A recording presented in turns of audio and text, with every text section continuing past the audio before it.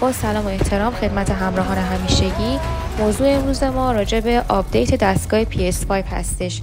شاید براتون سوال باشه که چرا کلا جدای از این که بازی‌های PS5 نیاز به آپدیت دارن، دستگاه هم آپدیت مختص به خودش رو داره.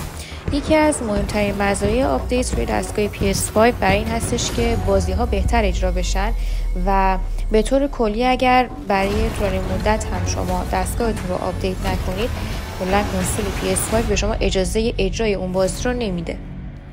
برای آپدیت دستگاه PS5 شما علاوه بر این که میتونید از طریق خود دستگاه در واقع آپدیت رو انجام بدین، میتونید از طریق سایت هم فایل آپدیت رو دانلود کنید. از طریق خود سایت سونی هم میشه انجام داد.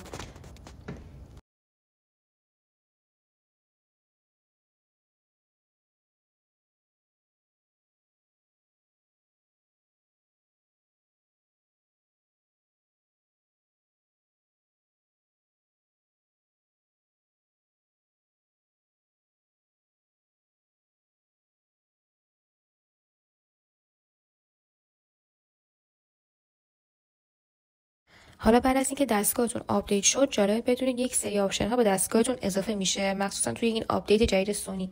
یکی از این آپشن ها تنظیم لایت جلوی کنسول هستش. برای این کار باید وارد قسمت ستینگ بشین از طریق دستگاهتون و گزینه سیستم رو میزنید. یه آپشن داره نوشته بیپن لایت.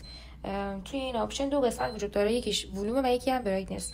قسمت ولوم برای اینه که شما صدای استارت کنسولتون رو کم و زیاد کنید. قسمت برایتنس همونطور که از اسمش معلومه برای تنظیم لایت جلوی کنسولتون هستش. آپشن بعدی راجع به تنظیم صدای کنترلر هستش و برای این کار دوباره وارد قسمت ستینگ میشیم و گزینه ساوند رو میزنیم. بخش اولش که میکروفون نوشته شده مناسب افرادی هستش که آنلاین بازی میکنن، به خصوص افرادی که توی آپدیت قبلی سونی با تنظیم صدای خودکارشون مشکل داشتن. پایین‌تر یه بخش داره که نوشته ولوم و این برای تنظیم صدای خود کنترلر هستش و صدای بازی‌ها و شخصیت‌ها رو میتونید از طریق این قسمت تنظیم کنید. آخرین آپدیت راجع به آپشن شیر اسکرین هست و این قسمت فقط برای افرادی هستش که آنلاین بازی میکنن. برای اینکه بتونید این آپشن رو فعال کنید، هوم رو میزنید و وارد گیم بیس میشید. توی این قسمت میتونید با پلیرهای دیگه و دوستای خودتون لحظه‌هایی که بازی میکنید رو شیر کنید. بعد از اینکه اسکریناتون رو شیر کردین، دو تا آپشن وجود داره. یکی از آپشناش اینه که دوستتون میتونه به جای شما وارد بازی شما بشه، حتی اگر اون بازی روی دستگاه خودش نصب نباشه. آپشن بعدی هم راجع به گروهی بازی کردنه و میتونید با دوستاتون گروهی بازی کنید. خیلی ممنونم از اینکه تا اینجای ویدیو همراه ما بودین. برای فیلم‌های کاربردی بیشتر چنل رو سابسکرایب کنید.